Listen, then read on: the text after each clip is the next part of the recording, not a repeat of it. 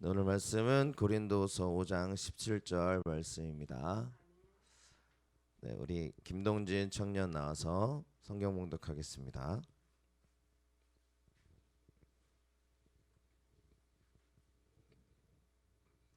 성경 봉독하겠습니다.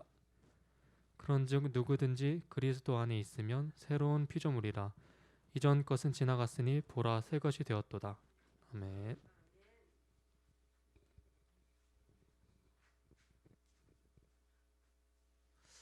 네, 오늘 부활주일 이전 것은 지나가고 새 것이 되었습니다 라는 제목으로 함께 은혜 나누겠습니다. 네, 저기 카메라 리모컨 좀 갖다 주시고요. 서로 인사하겠습니다. 잘 오셨습니다. 축복합니다. 잘 오셨습니다. 축복합니다. 잘 오셨습니다. 축복합니다. 네, 카메라 리모컨 좀 갖다 주세요. 네, 오늘 함께 해주셔서 너무 감사를 드리고요. 우리 부활절에 정말 우리 다 같이 모여서 예배하는 마음으로 함께 하자라고 했었는데 끝까지 또 우리의 말씀을 잘 들어주시고 함께 해주셔서 감사를 드립니다. 네, 우리가 사순절 기도회를 잘 마쳤습니다. 네, 그래서 이런 표를 가지고 말씀으로 기적을 보라라는 말씀으로 함께 사순절 기도회를 진행했고요. 이렇게 우리가 함께 믿음으로 기도하고는 시간을 가졌습니다. 40일 동안 같이 예수님 말씀을 나눴고요.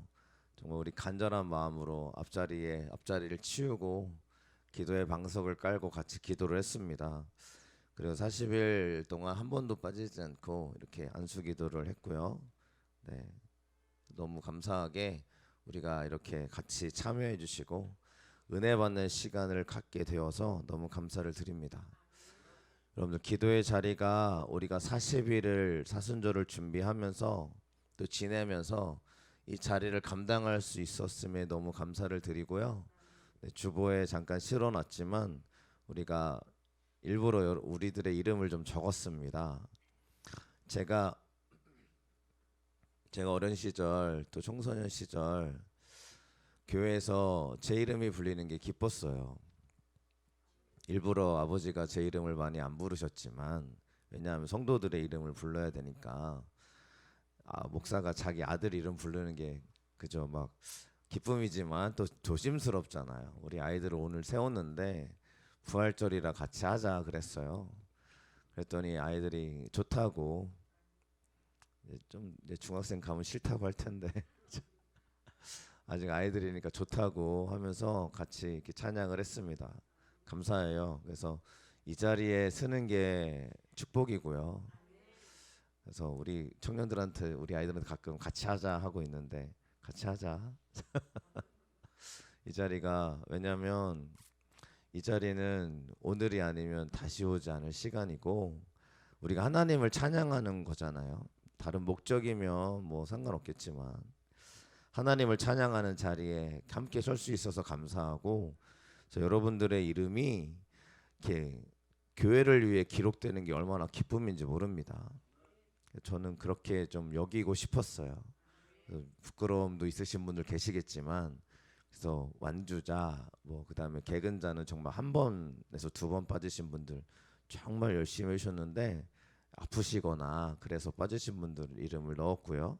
그러니까 두 번 이상 오신 분들은 또 거기에 참석자로 이름을 넣어드렸습니다. 그래서 총 보니까 21명이 같이 예배했더라고요. 유튜브 예배자가 최고였을 때가 10명이었어서 10명이라고 적어놨고요. 그래서 우리 함께 기도의 시간을 또 이렇게 지켜주시고 함께 기도한 여러분들 하나님의 축복이 가득하기를 축원합니다. 그 믿음을 가지고 우리가 부활절을 준비했고 또 부활절을 맞아서 함께 이렇게 예배하고 있습니다. 자, 우리가 부활절 그러면 예수님이 다시 사신 날을 예배하는 거죠. 그래서 우리는 예수님이 금요일에 못 박혀 돌아가시고 그다음에 3일 뒤인 주일에 이제 부활하셔서 살아나셨기 때문에 우리는 토요일이 아닌 예수님의 부활절을 기념하며 예배하고 있습니다. 초대교회부터 진행돼 왔었던 일이기 때문에 우리가 초대교회의 역사를 받아서 주일에 예배를 드리고 있는 거예요. 그런데 제7일 안식일 교회나 다른 교회는 토요일 날 예배해야 된다라고 이야기를 합니다. 자, 그들의 이야기를 보면 구약의 안식일을 지켜라 그랬는데 왜 교회들이 안식일 안 지키냐라고 말하면서 예수님을 거부해요. 그래서 이단의 대표적인 특징은 예수가 없다는 게 특징입니다.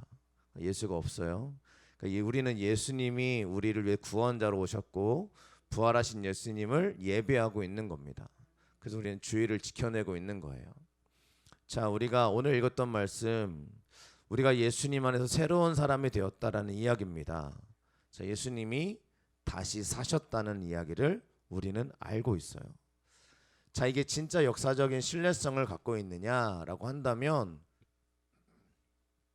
자, 우리가 기록된 걸 믿죠. 세종대왕이나 이순신 장군이나 우리가 본 적은 없습니다. 근데 그들의 기록을 보고 우리는 믿어요. 맞습니까?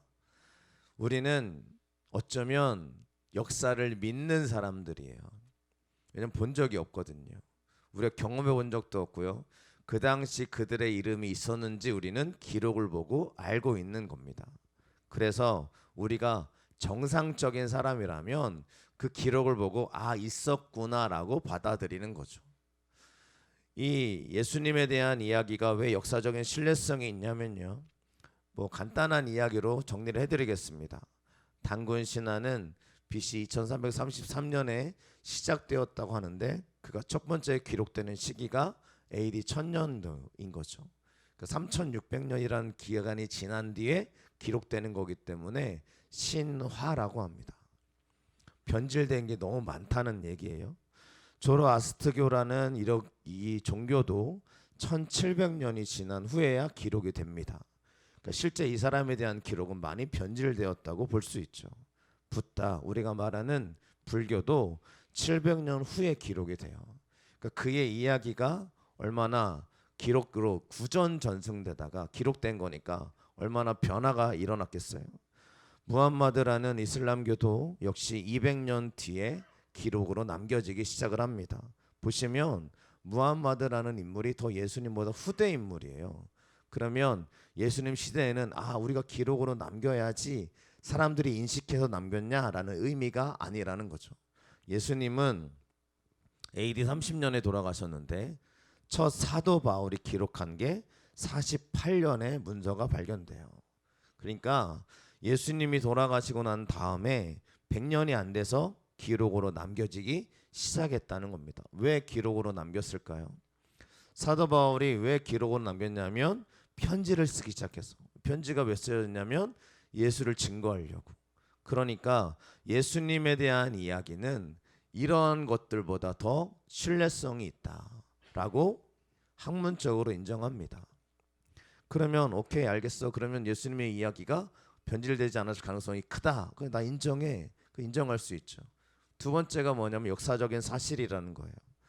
진짜 역사가로 있었던 요세푸스, 로마의 타티투스, 다음에 로마 제방의 총독 루기안, 또 바빌론의 탈무드에 보면 예수님의 이야기, 십자가에 못 박였다라는 기록이 존재하고 제자들이 부활했다고 이야기하고 있다라는 게 기록되고 있어요. 그러니까 역사가들의 이야기에 실제로 사실로 기록되어 공통적으로 기록되는 게 뭐냐면 예수님이 십자가에 죽으셨다. 그리고 실제로 무덤에 묻히셨다는 게 사실로 받아들여지고 있습니다. 그리고 예수님의 무덤은 빈 무덤으로 발견됐다라는 게 역사가들의 기록이고요. 이러한 예수님의 부활을 수많은 사람들이 목격했다라는 그런 기록들이 존재하는 거죠.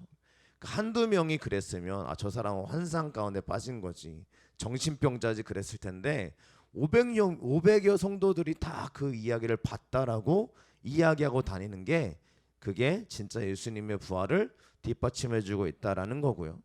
마지막에는 부활한 예수님을 만난 제자들이 목숨을 건 거예요. 예수님이 십자가에 달려 돌아가실 때는 다 무서워서 도망쳤거든요.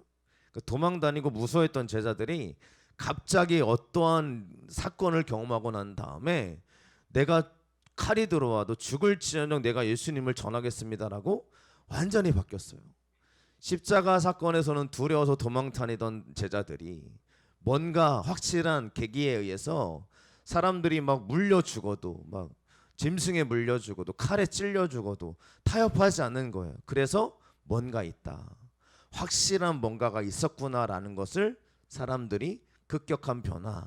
그래서 이거는 예수님의 부활이 역사적인 사실로 받아들여질 수 있다라는 게 학설의 정설입니다. 그러니까 이게 신비한 일이 아니고요, 역사가들도 학자들도 인정할 수밖에 없는 기록들이 있기 때문에 예수님의 부활은 허구야라고 이야기를 못하더라는 거죠.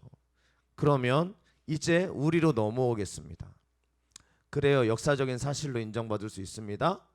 예수님 부활하셨다는 게 진짜일 수 있어요. 근데 여러분들, 그 사건이 지금 여러분들에게 관련이 있냐는 거예요.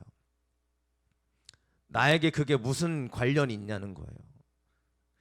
예수님의 이야기를 우리가 그래 사실이죠, 역사적으로 내가 인정합니다까진 갈 수 있어요. 왜냐하면 이렇게 뒷받침해주고 있으니까. 그래, 예수님이 사셨지, 부활하셨다는 이야기가 있지, 근데 그게 나랑 무슨 상관이야? 이게 지금 현대 우리들에게 질문되는 가장 중요한 질문이라는 거예요. 여러분에게 예수님이 부활하신 게 어떤 의미십니까? 40일 열심히 기도해 왔습니다. 왜냐하면 예수님이 살아계신 걸 믿기 때문에요. 그분이 우리 기도를 들어오신 걸 내가 믿기 때문에요. 그런데 우리에게 기독교인들조차도요, 예수님이 부활하셨다 그러면 아는데 뭐 어떡하라고, 그게 나한테 무슨 상관인데, 나는 지금 내 인생 살아가는 내 인생 가운데 그래 예수님 부활하셔서 그런 말씀 해주셨어, 근데 나는 그게 안 믿겨. 이게 현대 교회들, 현대인들이 말하고 있는 가장 중심적인 이야기라는 거예요.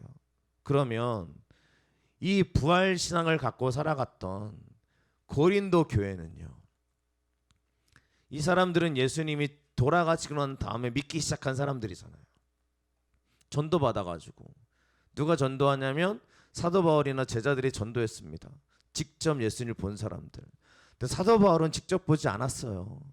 예수님을 그러니까 영적인 체험으로 인해서 변화된 사람이죠.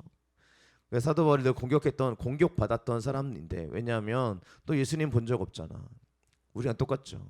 또 예수님 만난 적 없잖아. 오히려 예수 믿는 사람 죽이고 다녔던 네가 어떻게 이렇게 급격하게 변화되었니? 라고 말했을 때 우리의 신앙과 똑같습니다. 나 예수님 만났어. 나 주님 경험했어. 주님이 나에게 찾아오셨어. 나에게 말씀해 주셨어. 내가 너를 쓰겠다고, 내가 너를 사랑한다고 말씀해 주셨어 라는 고백이요. 그래서 부활 신앙을 갖고 있는 사람들은 초대교회가 다를 바가 없어요. 왜냐하면 이 사람들도 안 보고 믿었던 사람들이에요. 근데 그들의 말을 그대로 전수받아 내가 예수님이 살아나신 걸 믿습니다라고 선포하고 다녔어요. 왜냐하면 우리 안에 그들 안에 예수님이 계셨기 때문입니다. 그런즉 그리스도 예수 안에 있으면, 이 그런즉이 왜 시작되냐면 바로 이겁니다. 다시 살아나신 이를 위하여 살게 하려 하심이라. 무슨 얘기예요? 부활하신 예수님을 믿는 사람들이 고백하는 신앙들이었던 거예요. 우리 예수님 본 적 없어요. 여기 계신 분들 아무도 본 적 없어요. 근데 우리는 믿어요. 왜 믿냐? 주님이 나에게 은혜 주셨거든요. 나에게 찾아오셨거든요. 내가 너를 사랑한다고 너를 만져주셨거든요. 그러니까 우리는 그 예수님을 본 적이 없는데 우리가 예수를 믿는다고 고백하는 거예요. 이유는 딱 하나입니다. 예수 안에 있기 때문에 그래요. 부활하신 예수님을 우리가 믿을 수 있는 이유는 딱 한 가지예요. 예수를 믿는 그 예수님 안에 거하기 때문인 줄로 믿습니다.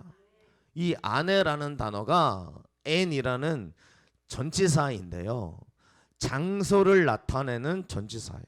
그러니까 실제로 집 안에, 성전 안에, 이러한 의미를 갖고 있는 단어입니다.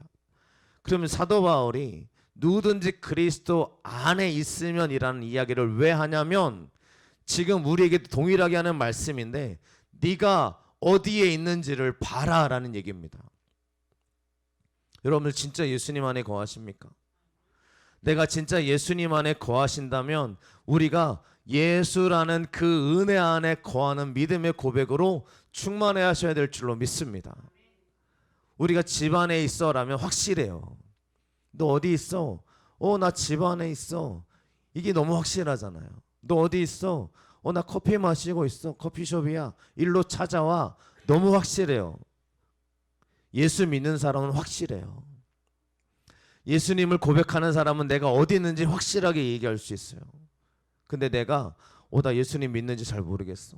나 어디 있는지 잘 모르겠어. 나 교회는 다니고 있는데 내 안에 예수님이 계신지 잘 모르겠어. 그러면 우리요 주님의 은혜를 간구하셔야 됩니다. 주님 나에게 오세요. 부활신앙은 다른 게 아니에요. 주여 내가 믿습니다. 내가 한번 믿어볼게요. 그래요 내가 인정해볼게요. 이렇게 되는 게 아니에요. 내가 진짜 주님 안으로 들어가셔야 됩니다. 그래야 우리 안에 부활의 역사와 그 은혜가 충만하게 거하게 되는 줄로 믿습니다. 누군가 사랑하면 그 사람 안에 거한다는 게 무슨 의미인지 아실 겁니다. 우리가 아이를 사랑하고 가정을 너무 사랑해요. 그 아이가 내 안에 들어와 있어요. 맞죠? 너무 이게 확실해요. 우리 아이들이 또 우리 부모님이 또 우리 가족이 내가 너무 사랑하는 사람으로 내 안에 들어와 있다는 이 믿음의 확신이 너무 확실합니다. 근데 우리가 예수님을 바라보는데 그 믿음의 확신이 없어요. 그러면 우리 환난과 핍박이 찾아오고 내 안에 작은 거 하나만 틀어져도 우리는 예수도 별 수 없구나 하고 넘어집니다. 우리가 절망 안에 거하지 않기를 축원합니다. 의심 안에 거하지 않기를 축원합니다. 내가 할 수 없다는 안에 거하지 않기를 축복합니다. 내가 예수님 안에 거하셔야 돼요. 믿으시기를 축원합니다. 40일 기도 기간 가운데 받은 은혜를 함께 나눴습니다. 예수님 안에 거했던 우리의 고백입니다. 기도하던 사람이 교회에 등록하게 되었어요. 우리가 고백하는 이야기예요. 우리 동생이 수술하지 않고 잘 회복되었어요. 너무 감사해요. 하나님께서 함께 하심이 더 명확해졌어요.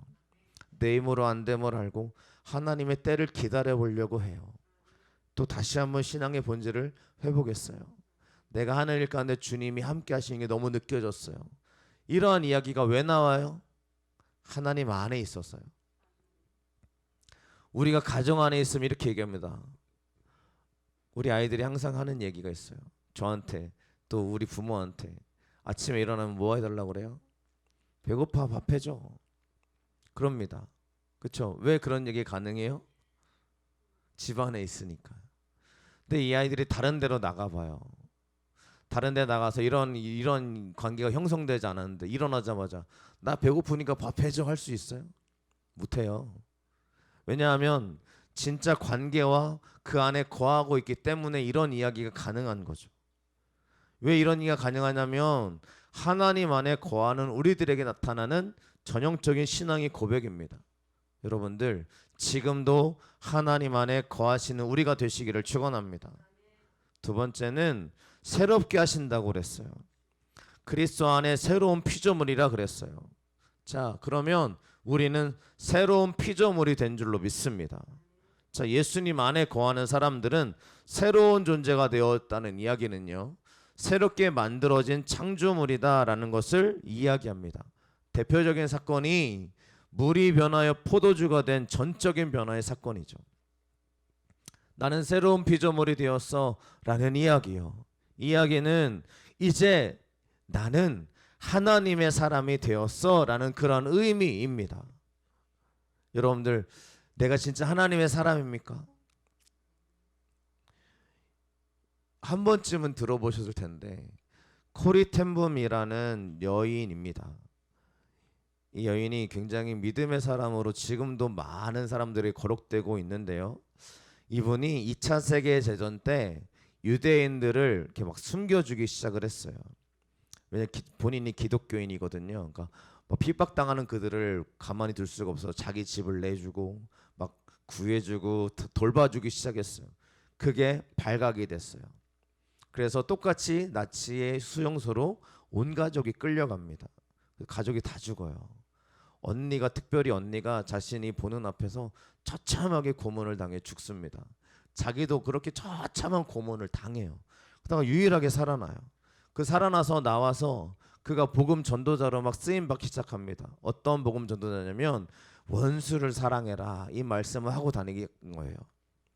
내가 그렇게 원수를 사랑하라고 말할 수 있는 이유는 내가 이런 일을 겪었기 때문입니다 라고 말하는데 한 번은 독일에서 초청받아 간 거예요. 근데 거기서 이 고문관을 만납니다. 자기 언니를 죽였던, 자기를 그렇게 처참하게 고문했던 그 고문관을 만나는데 그 고문관이 이제 악수하려고 바깥에 기다리고 있는 거예요. 나 은혜 받았다고, 나 변화됐다고 그러고 있는 거예요. 그 사람의 얼굴을 이 사람이 잊어버리겠어요? 못 잊어버리잖아요. 우리에게 강력한 고통을 준 사람은 잊어버릴 수 없습니다. 만나는 순간 알아요. 그러니까 이 사람을 딱 알아본 거죠. 그때 코리텐 분 여사의 그 기록에 남아 있습니다. 분노가 치밀어 오르더래요. 나 저 사람 절대 용서할 수 없어요라고 분노가 막 치밀어 오르더래요. 근데 지금 그분이 뭐 하고 다닌 거예요? 원수를 사랑해라 이러고 다니신 거잖아요. 그 집회 가운데 본인이 하신 말씀이잖아요. 기도를 한 거, 하나님 저에게 용서할 수 있는 마음을 주세요. 그때 하나님이 이 여인에게 내가 저 사람을 위해서도 십자가에 못 박혀 돌아갔단다. 내가 저 사람을 위해서 내 모든 걸 내어줬다라는 주님의 음성이 들려오기 시작을 하고, 그래서 그 사람을 마주대할 때 하나님의 사람으로 보기 시작했다는 거예요. 악수를 하고 내가 당신을 용서했습니다, 축복합니다 그랬다는 거예요.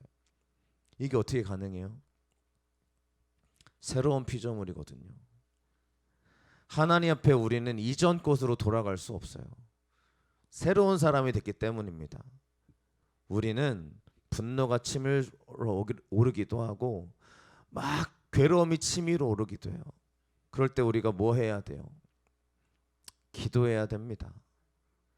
내가 말로는요 그럴 수 있어요. 내가 말로는 얼마든지 이야기할 수 있어요. 제가 예전에 신학생 때 제가 이제 교회에서 찬양단으로 봉사를 많이 했어요. 제가 이제 드럼을 쳤기 때문에 드러머로 이제 찬양단을 들어갔죠. 그런데 굉장히 드럼을 잘 치시는 저보다 한참 나이 많은 형님이 계셨어요. 그 형이 드럼을 진짜 잘 쳐요. 프로급이에요 거의. 그러니까 그분이 드럼 치는 자리에 앉아있기 때문에 제가 쓸 자리가 없는 거예요. 그렇죠? 저는 늘 뒤에서 기도하는 사람이었어요. 그 자리에 나 하나님 찬양하고 싶은데 한 번은 그 형이 찾아와서 물어보더라고요. 너 요즘 이렇게 고민이 많아 보이냐? 그래서 제가 그랬어요. 아 저도 하나님 찬양하고 싶은데 쓸 자리가 없네요. 그랬더니 그 형님이 하는 말이 너 그 마음 버리라고. 하나님 찬양하는 게 가장 큰 목적이지 드럼을 치고 안 치고 뭐 중요하냐고. 네가 있는 자리에서 하나님 찬양하라고 그러더라고요. 감동받았어요. 근데 그 형이 잠깐 어디 출장 갔다 온 사이에 제가 치기 시작을 했어요. 근데 제가 리더랑 너무 잘 맞으니까 리더가 저만 세우는 거예요. 그 형을 안 세워요. 그 형이 저한테 와서 무슨 말 하는 줄 알아요? 내가 설 자리가 없어서 교회를 나가야겠다 그러더라고요. 말로는요 내가 뭔가 고통이 없고 잘 이루어지면 내가 하는 모든 것이 굉장히 좋아 보입니다. 내가 신앙의 말을 잘할 수 있어요. 근데 내가 진짜 힘든 일이 닥치면요 내가 고통스러우면 내가 했던 말대로 못 사는 게 우리예요. 그 다른 사람한테 정죄 잘해요. 야 너 그렇게 신앙생활하면 안 돼. 야 너 그렇게 하지 마. 하나님 믿는 믿음은 그런 게 아니야 라고 말하는데 바로 본인이 그 어려움과 두려움 현장에 갇히잖아요. 그러면 똑같아져요. 이게 인간이라고요. 근데 우리는 뭐예요? 새로운 피조물이 되었잖아요. 그러면 내 안에 있는 그 연약함을 인정하고요. 하나님 나를 도와주세요. 하나님 내가 너무 연약해요 라고 믿음의 무릎을 꿇을 수 있는 게 새로운 피조물이라는 거예요. 언제까지 우리가 무너져 있어야 됩니까? 아니잖아요. 우리 교회가 이렇게 믿음으로 걸어가고 있습니다만 우리 교회에 대한 새로운 역사가 무엇입니까? 우리가 하나님의 은혜로 일어날 줄로 믿습니다 하고 선포하고 나가는 거예요. 그런데 우리가 근데 꼭 이런 사람들이 있어요. 작은 교회는 안 돼 라고 말하는 사람들. 제발 여러분 우리는 하나님의 새롭게 하심을 믿고 나아가시길 축원합니다. 그 아버지 더 유명해요. 캐스포텐붐이라는 사람인데 시계방을 운영했던 사람입니다. 이 사람이 왜 유명해졌냐? 너무 집이 가난해요. 정말 하루하루 먹고 살기 너무 힘들어요. 그런데 한 부자가 이 시계방을 찾아와서 가장 값비싼 시계를 사겠다고 한 거예요. 이 아버지의 가게에 와서. 얼마나 신나요. 이 시계 하나만 팔면 몇 달을 먹고 살 수 있대요. 그러니까 굉장히 큰 일이 벌어진 거죠. 근데 시계를 사가면서 그 이제 아버지가 코리 캐스포템을 물어보는 거예요. 이 시계를 왜 사갑니까? 그랬더니 부자가 그러더래요. 내가 정말 아끼는 시계가 있는데 이 시계 고장 나서 다 다녀봐도 못 고치더라. 그래서 새로운 시계를 사려고 합니다. 그러니까 이 캐스토텐붐이 그 시계를 한번 줘보세요. 받은 거예요. 보니까 간단해요. 하나만 고치면 돼요. 고쳐서 드렸어요. 그러면서 하는 말이 뭐냐면 그 시계가 필요 없으셨으니 제가 팔은 시계를 다시 돌려주세요 하고 본인이 받은 돈을 이렇게 내어주면서 그 시계 고친 값만 받고 그 사람에게 그 시계를 건네주었대요. 얼마나 미련해요. 자기가 가진 이 시계 하나 팔면 몇 달을 먹고 살 수 있는데 그 시계 하나 고쳐주고 수리비 얼마 안 되는 수리비 받고 넘겨줬다는 거예요.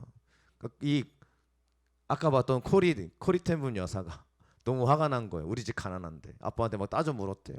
아빠 이렇게 미련하냐 그랬더니 이 아버지가 이렇게 얘기했다는 거죠. 코리야, 돈 하나님 필요하면 얼마든지 우리에게 줄 수 있지 않겠니? 그러나 우리가 최선을 다해 정직하게 손님을 섬기지 않는다면 하나님이 기뻐하실까? 우리 그리스도인들은 돈을 벌기 위해 사는 사람이 아니라 하나님을 기쁘시기 위해 하는 사람이란다 라는 얘기를 해줬대요. 그게 너무너무 좋은 얘기죠. 감동이 되죠. 근데 여러분들 이러한 일들이 여러분들에게도 이미 하고 계신 줄로 믿습니다. 우리 좋은 얘기만 써놨잖아요. 여러분들 좋은 일들이 많이 있을 거예요. 그러니까 우리 아버님 왜 아니래 이렇게 생각하시면 안 돼요. 코리텐분 그 여사는 막 원수도 용서했다는데 왜 우리 부모님은 안 그래? 이렇게 생각하라는 얘기가 아니에요. 잘 생각해 보세요. 우리 부모님 우리에게 좋은 이야기 굉장히 많이 해줬습니다. 믿음의 이야기 많이 해줬어요. 또 우리도 원수를 위해서 기도해 왔어요. 우리가 왜 이게 가능하냐? 하나님의 사람이기 때문인 줄로 믿습니다. 그래서 우리는 새로운 피조물이 되었어요. 이게 가능한 이유는 부활의 신앙이 있기 때문인 줄로 믿습니다. 세 번째는 이전 것이 지나가고 새롭게 하였다라는 이 말씀입니다. 자, 이전 것이 지나갔습니다. 여러분들 이전 것이 지나갔다는 이야기는 부활하신 예수님을 만난 사람들은 이전 모습으로 돌아가지 못한다는 걸 얘기합니다. 그럼 여러분들에게는 이전 것이 무엇입니까? 자, 이전이라는 단어를 보니까 굉장히 의미심장합니다. 이 옛이란 단어거든요. 옛 것은 지나갔다라는 게 언제 쓰여지냐면 사탄에게, 뱀에게, 옛뱀이라고 하는 이 마귀가 그러면 이전 것으로 돌아가지 못한다는 이야기가 뭐냐면 사단의 것으로 돌아갈 수 없다라고 말씀하고 있는 거예요. 그럼 우리가 이전 것으로 돌아갈 수 있어요, 여러분들? 예수님 만나기 전에 우리를 다스리던 게 뭐냐면 물론 하나님도 우리를 보고 계셨지만 우리를 묶고 있는 게 사탄이었다는 걸 성경은 이야기합니다. 우리를 죄짓게 만들어요. 우리를 못되게 만들어요. 우리를 하나님 앞에 멀어지게 만들어요. 그런데 이전 게 예수님의 은혜로 지나가 버렸어요. 다시 그 길로 못 돌아가는 게 크리스천들의 고백입니다. 그러니까 고민되는 게 당연해야 돼요. 왜냐하면 내가 이것도 죄를 범하면 하나님이 기뻐하시지 않을 텐데 라는 마음이 들어오는 게 우리 크리스천들의 고백이에요. 이 마음이 사라져버리면 우리는 이전 것으로 돌아가 버린 사람이 될 수밖에 없습니다. 하나님이 나를 다스려야 되거든요. 주님의 은혜가 나를 다스려야 되거든요. 근데 주님의 은혜가 나를 떠나버렸으면 우리 가운데 부활에 대한 기쁨에 대한 이 소식이 아무런 영양가가 없는 거예요.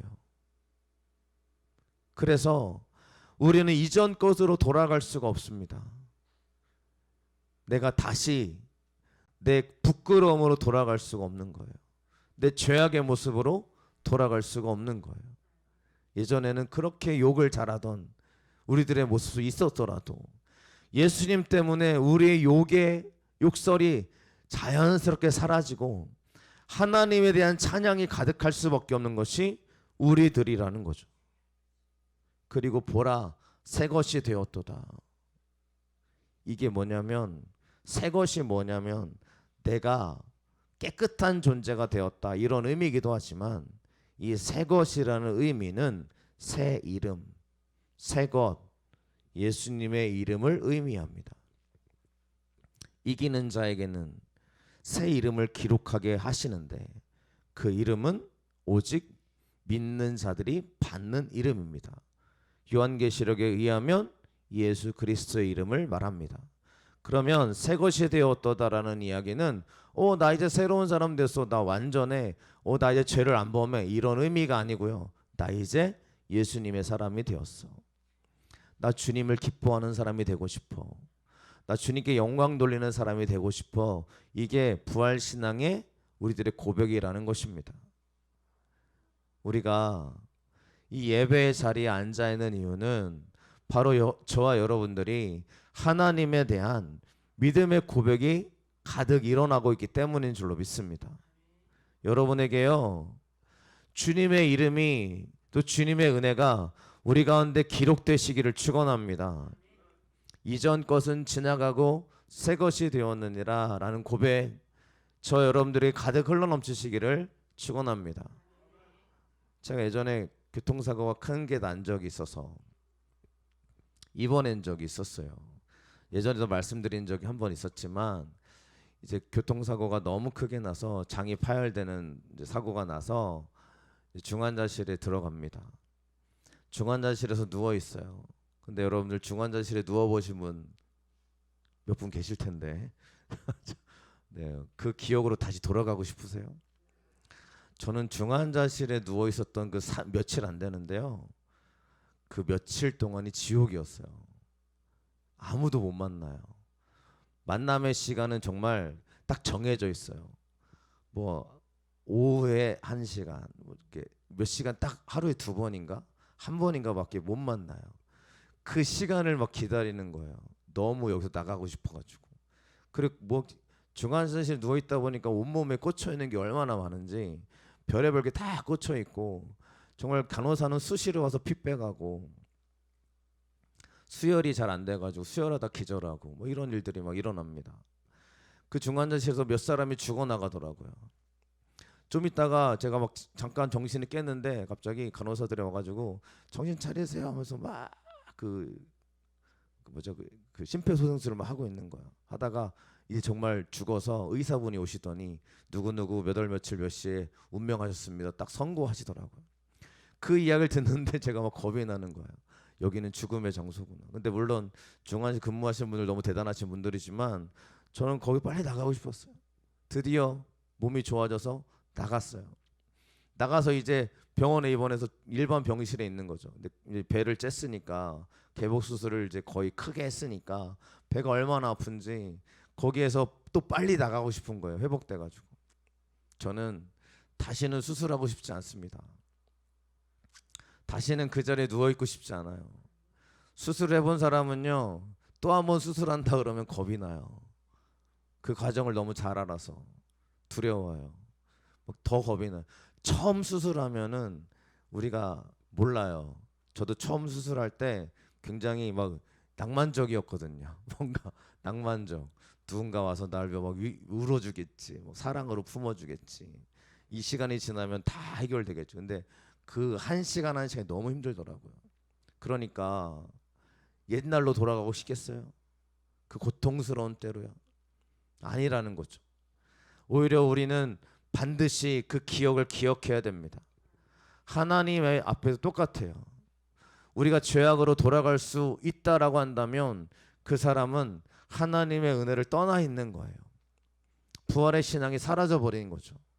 내가 다시는 그 길로 돌아갈 수 없어. 왜요?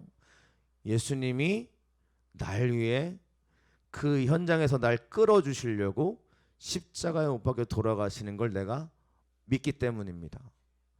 그리고 나를 하나님의 풍성함으로 구원의 소망을 주시기 위해서 부활하셔서 지금도 나와 함께 하신다는 그 믿음의 고백을 내가 진짜 믿기 때문입니다. 진짜 믿으면 안 돌아가요. 돌아가려고 해도 내가 알아요. 돌아가면 안 되지. 여러분들, 하나님의 은혜로 우리는 이 죄악된 마귀적인 것들은 지나갔고, 하나님의 은혜로 이제 우리에게 충만한 역사가 일어나기를 축원합니다. 죄악을 쉽게 누리는 걸 기뻐하지 않기를 축복합니다. 성경이 내가 알아요. 성경 안 들어봐도 내가 안다고 이게 죄인지 아닌지 알아요.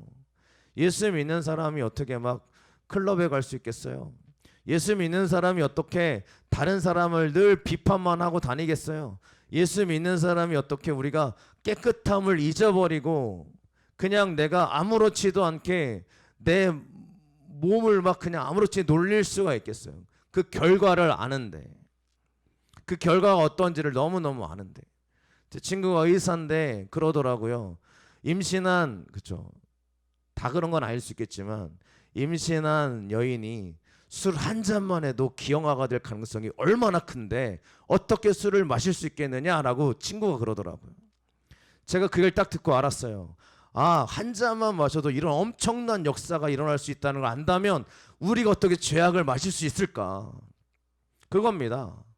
성령의 역사를 우리가 믿고 마신다면 우리 몸이 살아나고 회복되고 충만한 역사가 일어나는데, 하나님께 기도하는 사람들에게 주님이 역사가 일어난다고 말씀하고 있는데 우리가요 어떻게 기도하지 않을 수가 있겠어요? 우리 이 말씀을 기억하실 축원합니다. 우리는 마귀적인 게 사라지고 예수의 이름이 기록된 사람들인 줄로 믿습니다. 그렇기 때문에 우리는 오늘도 승리할 줄로 믿습니다.